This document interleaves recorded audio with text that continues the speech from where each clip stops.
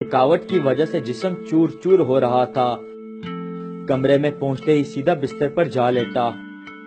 बिस्तर पर लेटे मुझे चंद लम्हे ही हुए थे कि मेरे आने का सुनकर अबू भी कमरे में आ गए और हाल अहवाल पूछा। थकावट की वजह से हालत खराब थी तो मैंने भी उखड़े लहजे में जवाब दिया। अबू ज़ेरे लब दुआ देते और चुप होकर दिल ही दिल में कुछ कहते वापस चले गए। अबू के जाते ही कुछ देर बाद बेगम कमरे में आ गई। बेगम ने आते ही मुझसे तबीयत दरियाफ्त की और हाल अहवाल जाना। फिर मैंने बच्चों का पूछा कि बच्चे कहाँ हैं। बहुत थका हुआ हूँ, अपने जिगर गोशों को देखूंगा तो सारी थकन उतर जाएगी।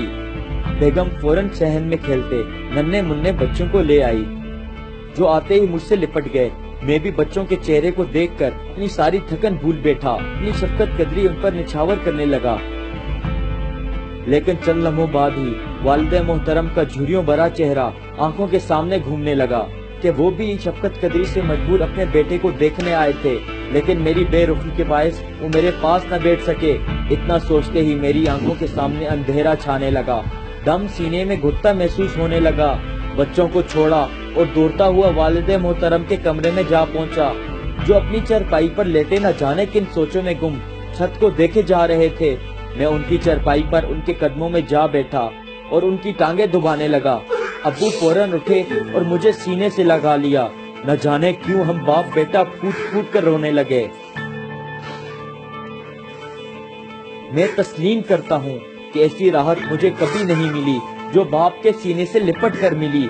दोस्तों, हम अपने पैसों से सब कुछ खरीद सकते हैं सिवाय माँ बाप की खुशियों के। पैसा तो हमारे माँ बाप ने भी सारी जिंदगी कमाया और हंसते हंसते हम पे लौटा दिया, ये जानते हुए भी कि कल वो बूढ़े हो जाएंगे, लेकिन अपने बुढ़ापे के लिए कुछ न बचाया। आप सबसे दरख्वास्त है कि चंद लम्हे अपने माँ बाप के पास बैठ जाया करो, उनसे दुख सुख की बातें किया करो। यकीन मानो दुनिया और आखिरत में फलाह पा जाओगे। दोस्तों, इस वीडियो को इतना शेयर करें जितना अपने वालिदैन से मोहब्बत करते हैं।